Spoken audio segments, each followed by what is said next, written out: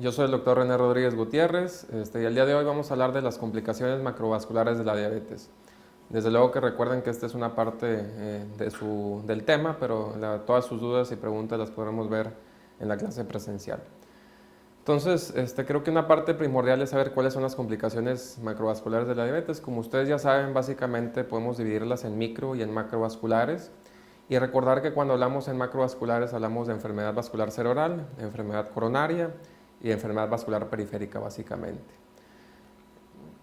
Una parte fundamental es que finalmente aquí no se menciona, pero es muerte.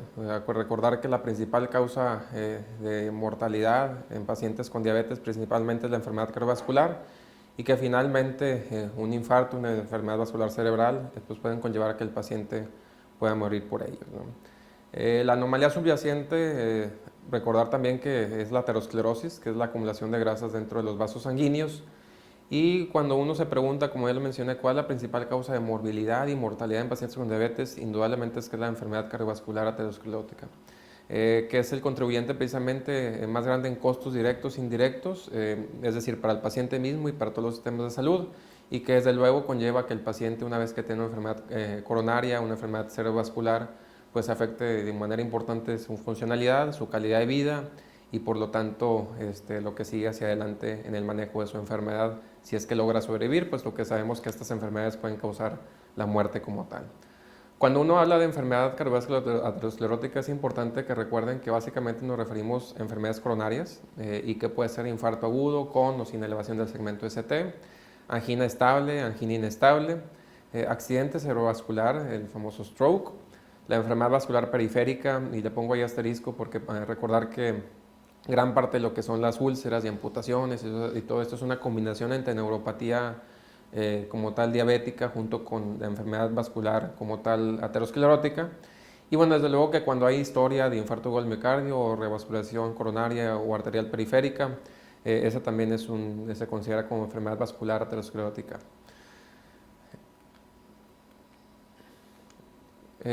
Aquí en la siguiente gráfica básicamente es importante no solamente recordar, seguramente han escuchado el concepto de que tener diabetes es igual como haber tenido un infarto previo desde el punto de vista de riesgo de volver a tener otro infarto.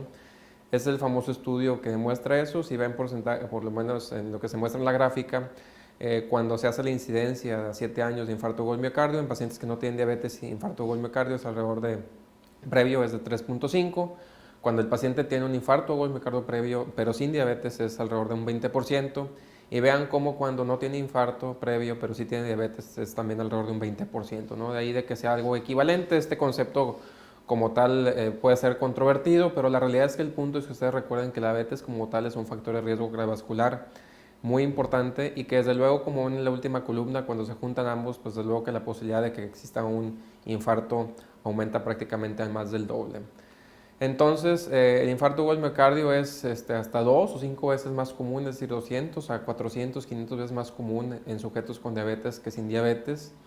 Y ven aquí esta gráfica en donde es interesante, en una publicación reciente del New England, en donde vemos las causas de mortalidad en pacientes con diabetes y vemos cómo por grupo de edad, prácticamente en todos los grupos está aumentado. Desde luego que al ser más jóvenes está un poco más porque conforme la gente va envejeciendo tiene algunas otras causas de muerte.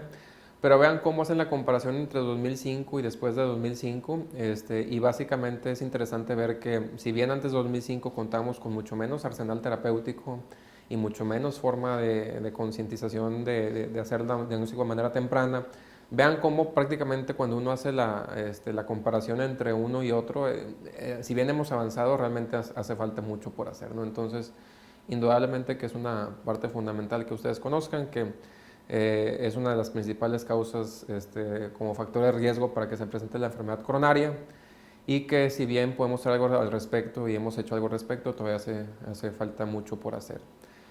En realidad lo importante para ustedes que conozcan es que lo importante es reducir el riesgo cardiovascular, ¿okay? Y la pregunta es cómo hacer para reducir este riesgo cardiovascular. Y la realidad es que para esto es importante que ustedes conozcan que existen factores de riesgo, ¿no? Hay algunos factores de riesgo que se pueden modificar y otros que no. Desde luego que cuando yo tengo un papá o una mamá con historia de infarto a edad temprana o simplemente por género, donde los hombres ya sabemos que se infartan más que las mujeres. La edad es algo que es de lo que no se puede modificar, ya sabemos que a mayor edad, mayor posibilidad. Y bueno, pero sin embargo hay muchos modificables, ¿no? Como el tabaquismo, la dislipidemia, la hipertensión, factores dietéticos, ejercicio, y bueno, de eso hablaremos un poquito más adelante, ¿no? Entonces, básicamente, una parte importante de la clase, si bien es complicaciones macrovasculares, pues es cómo evitarlas, ¿no? Entonces, la pregunta es si estilos de vida, si vamos a dar tratamientos hipolipemiantes, si vamos a dar tratamiento para la presión arterial, aspirina, el control glucémico, y bueno, la idea es platicar con ustedes la evidencia y qué es lo que debemos de hacer para tratar de evitar esto, ¿no? Ahora una pregunta que se podrán hacer es, a ver, si lo importante es entonces el riesgo cardiovascular y voy a tratar de factores de riesgo, entonces, ¿cómo es que se calcula el riesgo cardiovascular? Y vamos a ver un poquito más de esto con algunos ejemplos en la clase, pero bueno, es importante que conozcan que existen todas estas escalas, no les puedo decir cuál es mejor que otra, la realidad es que lo importante es que lo calculen. La que se usa más tradicionalmente es la famosa escala de Framingham, derivada de la corte de Framingham hace ya un buen número de años, y la más reciente y la que utilizamos hoy día más es la de la ACC-AJA del 2013. Y pues simplemente lo importante es que ustedes conozcan que los pacientes, una vez que lo meten algunos datos, vamos a ver en la clase algunos ejemplos, pero el punto es que uno mete la edad, mete si tiene diabetes o no, presión arterial, algunos datos de colesterol, y clasifica al paciente dentro de un riesgo, ¿no? Y el riesgo que nos da es que si el paciente tiene menos de 10% de tener un evento cardiovascular en los siguientes 10 años, entonces es un riesgo que se considera bajo. Si está entre 10 y 20 es intermedio, y si está arriba de 20, entonces lo consideramos alto. Desde luego que un riesgo cardiovascular muy alto, que ya es prevención secundaria, no sería primaria, es desde luego que el paciente ya tenga una enfermedad cardiovascular previa, como por ejemplo que hubiera tenido un infarto o un embolismo cerebral. Entonces, cuando hablamos de presión arterial y diabetes, aquí es importante que ustedes conozcan cuál es la coexistencia, ¿no? O sea, hay varias preguntas que tienen que hacer, entonces, a ver, ¿qué porcentaje de pacientes con diabetes tiene hipertensión? ¿Y en quién, por ejemplo, debo medir cuando llegue a mi consultorio la presión arterial? El promedio, básicamente, esto puede variar donde lo leamos, pero se calcula más o menos que entre un 50% de los pacientes con diabetes van a tener hipertensión, puede ser más, puede ser un poco menos, pero el punto es que es altamente prevalente la coexistencia. Y otra parte importante es que todos los pacientes, y no nada más en pacientes que tienen diabetes, mi recomendación es que en todos los pacientes ustedes vean en su vida, y hacen ginecólogos, traumatólogos, pediatras, no dejen de medirle ustedes, sino su secretaria o su asistente, la presión arterial. Pongo ahí asterisco porque una parte importante es que hoy sabemos que la tensión arterial elevada en el consultorio no es tan relevante, siempre y cuando no sea 200/110, o sea, no esté muy elevada. Y lo importante es sí detectarla en el consultorio, pero hacer que el paciente se cheque por fuera, ¿no? En el consultorio nos hemos dado cuenta que puede elevarse, el paciente no está en las adecuadas condiciones muchas veces para medirlo, muchas veces acaba de subir las escaleras o acaba de llegar al consultorio después de caminar, ha fumado recientemente, entonces lo correcto es que el paciente simplemente uno le haga la recomendación que vaya a casa, monitorice, entonces con datos más objetivos de más medición y de una manera correcta poder tomar mejores decisiones, ¿no? La meta de presión arterial, puesto que la presión arterial no se siente, uno puede tener 160/110 y la realidad es que andamos caminando igual que si tuviéramos 120/180, pues es tomando la presión, ¿no? Y como tal, digamos que como número general es lo que recomienda la Asociación Americana de Diabetes es abajo de 140/90. Se puede considerar abajo de 130/80 en algunos individuos jóvenes que tengan albuminuria con algún otro factor de riesgo. Esta cifra también es un tanto controvertida, pero bueno, el punto es que la cifra más aceptada es 140/90 y podrá variar o sea, un poco menor en algunos pacientes, ¿no? Tener un poco de cuidado porque también el sobretratamiento, cuando queremos llegar a presiones arteriales muy bajas, puede conducir a algunas complicaciones como mareos, síncope, hipocalemia y bueno, desde luego que llegará también al servicio de urgencias. El tratamiento de la presión arterial, fíjense, cuando está en un rango entre 140, 120, 140, 80, 90, es decir, que todavía está a cierto rango no muy elevado, sí por encima de lo que se considera normal, lo que podemos establecer es cambios en el estilo de vida. Hay una dieta que se llama DASH, que es la dieta que tiene mayor evidencia en este sentido, sobre todo en hipertensión, y es una dieta baja en sodio, que podría ser la ideal. Una vez que está diagnosticada como tal, de entrada los medicamentos de elección son un IECA o un ARA. Una parte importante es que nunca combinados, de repente uno quiere utilizar un IECA, es un enzima de convertidor de angiotensina, o ARA juntos, y la realidad es que nunca los combinamos. Los estudios que se han hecho al respecto simplemente muestran que existe mayor riesgo de efectos colaterales. Ejemplos de los IECA son captopril, lisinopril, ramipril, enalapril. De ARAS básicamente son candesartán, losartán, olmesartán, valsartán, entre muchos otros, ¿no? Pregunta que siempre me hacen es ¿cuál es mejor que otro? La realidad es que todos son iguales, ¿no? De entrada los IECA son mucho más baratos, y entonces usualmente son los de primera elección. Tienen la desventaja que usualmente son 2 veces al día. Los ARA usualmente es 1 vez al día, son un poco más caros, pero la realidad es que cualquiera de los dos puede ser buena opción. Les digo, si el componente económico es un factor, en todos los IECA son mucho más baratos que los ARA. Otra indicación, por ejemplo, para indicar ARA de entrada, es decir, un candesartán o un losartán, es que el paciente con el IECA tenga tos, tos seca, que es uno de los efectos colaterales que se puede presentar hasta en un 5 a 10% de los pacientes, y entonces en ese sentido, de entrada, o más bien se puede hacer el cambio a un antagonista del receptor de angiotensina. Si no llegan a las metas, entonces el siguiente paso es agregar un calcio antagonista, que en este caso puede ser amlodipino, pero igual puede ser nifedipino. Realmente, mientras sea de esta clase terapéutica está bien. O bien puede ser también un diurético tipo tiazida, como clortalidona o hidrocloro de tiazida. Cuando hablamos de dislipidemia y diabetes, es un tema que vamos a tocar, y muchas de estas cosas lo vamos a ver más a detalle en la clase presencial, ver realmente qué significa tratar de presión, pero dislipidemia es un tema interesante que vamos a tocar por ahí de manera más profunda en la clase. Pero bueno, cuando uno le preguntan cuál es la dislipidemia más común en paciente con diabetes, entonces es hipertrigliceridemia, HL bajo y LDL alto, ¿no? Cuando hay hiperglucemia, básicamente no hay... aumentan por sí mismos los triglicéridos. La causa más común de HDL bajo es la hipertriglicemia, entonces obviamente pasa eso. Y el LDL, ya saben ustedes que es la partícula de colesterol que tiene más componente aterogénico.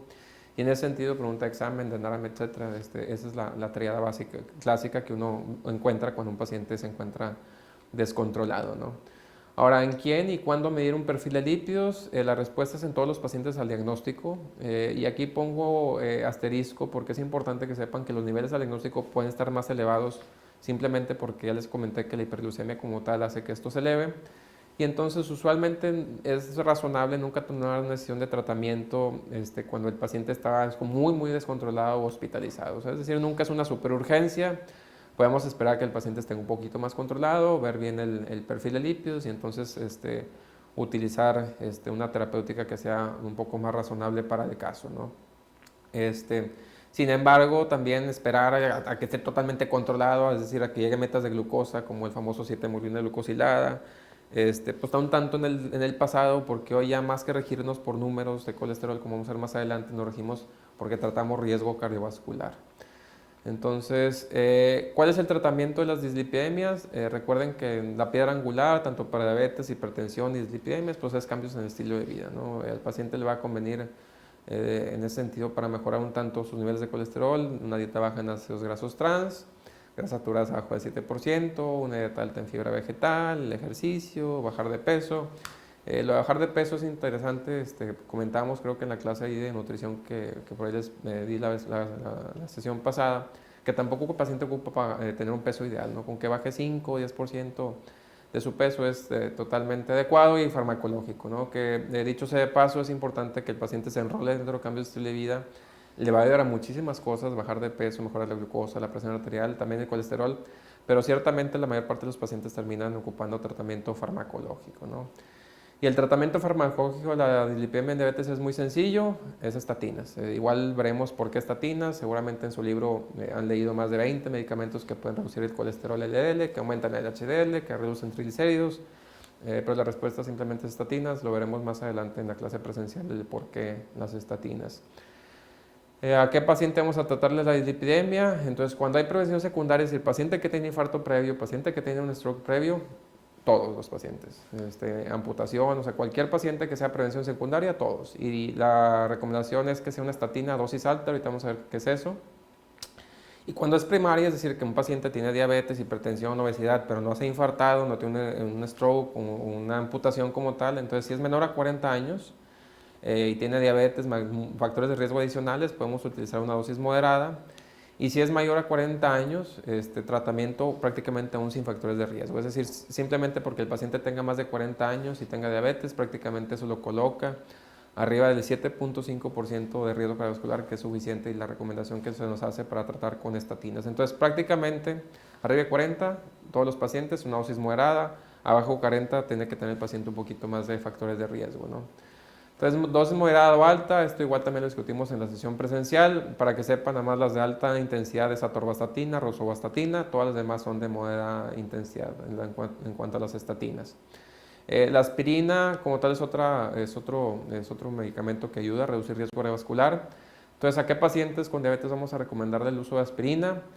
Igual, prevención secundaria, acuérdense, igual para las estatinas, prácticamente todos. Ya platicamos que es prevención secundaria. Prevención primaria, si el riesgo cardiovascular, acuérdense que eso lo vamos a calcular con las escalas que ya les mencioné previamente, que les decía que la más utilizada es la ACC-AHA de 2013. Entonces, si está abajo de 10, no ocupa tratamiento con aspirina. Si está arriba de 10, la recomendación es que sí.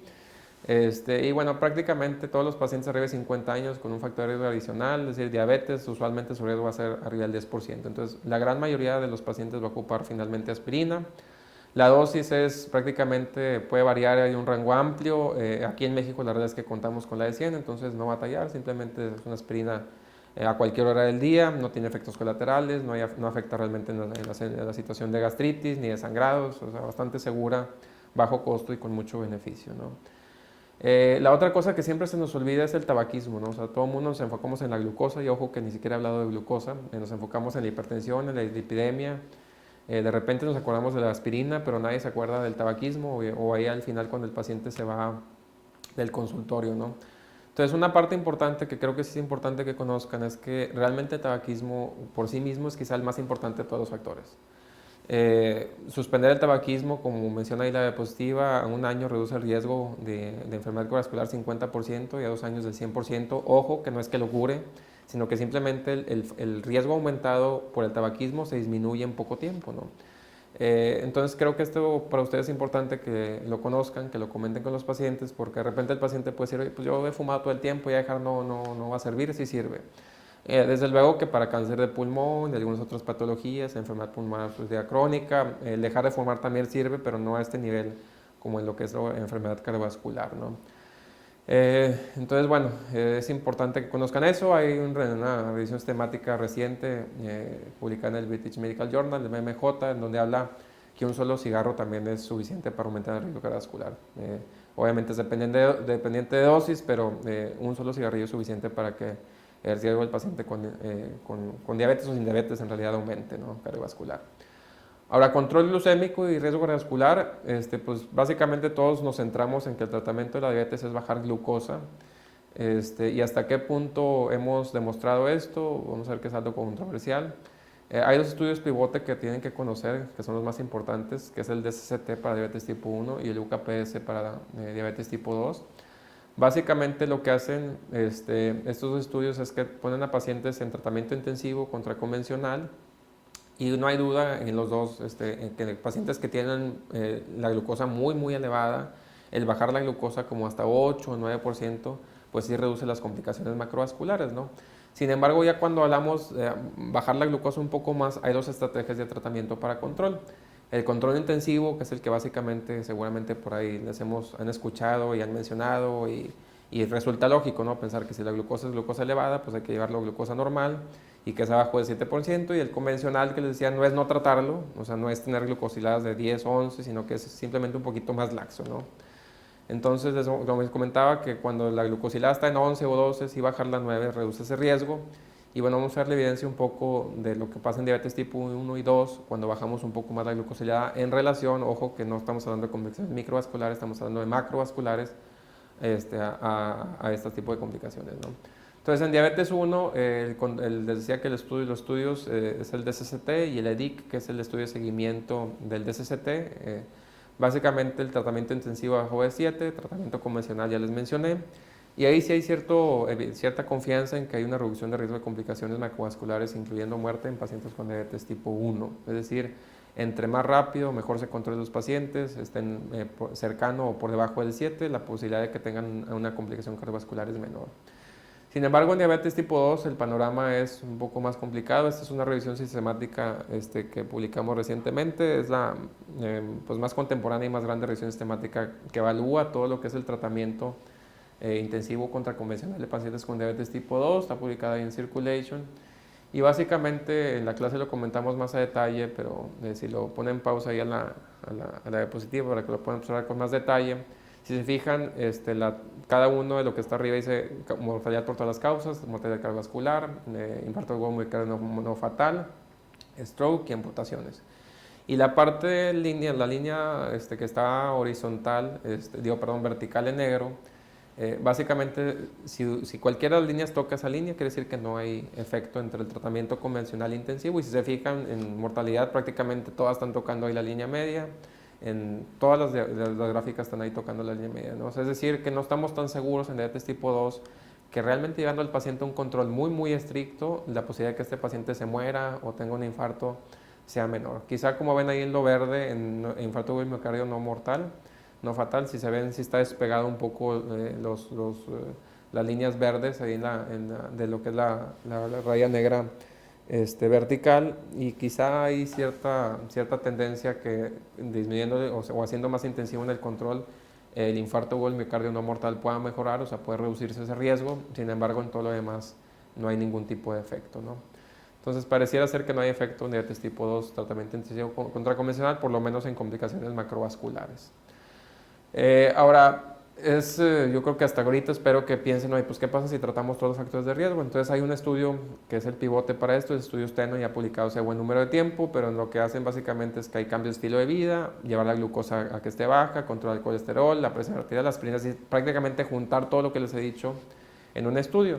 Y pues desde luego que cuando pasa esto, el resultado es que si vean el grupo de tratamiento intensivo, se encuentra en relación o sea, en que tuvo los menos eventos del objetivo primario, que era complicaciones cardiovasculares, en relación al convencional, ¿no? Entonces hace sentido que desde luego que eligiendo bien al paciente, no es un solo factor de riesgo el que incide en que el paciente pueda tener complicaciones cardiovasculares, sino son múltiples. Y entonces si el paciente lo ponemos a correr, alimentarse bien, tiene buen control glucémico, buen control o manejo de colesterol, de hipertensión, aspirina, tabaquismo, pues entonces desde luego que haciendo eso, que es lo que resulta lógico, el paciente le puede ir mejor, ¿no? Y aquí está básicamente, vean en enfermedad microvascular también, se ve efecto, ¿no? Bueno, entonces el punto central, y ya para terminar, es que tratemos cuando está indicado diferentes factores de riesgo. No significa que todos los pacientes van a estar con estatinas, que todos los pacientes van a estar con medicamentos antihipertensivos, pero sí identificar bien al paciente, el perfil del paciente, recordar que diabetes no es nada más glucosa, o sea, recordar que cuando tratamos nada más glucosa, lo más probable es que el paciente siga teniendo un riesgo cardiovascular, y veremos algunas cosas muy puntuales en clase para poder ilustrar este punto en lo particular, ¿no? Y pues bueno, muchas gracias.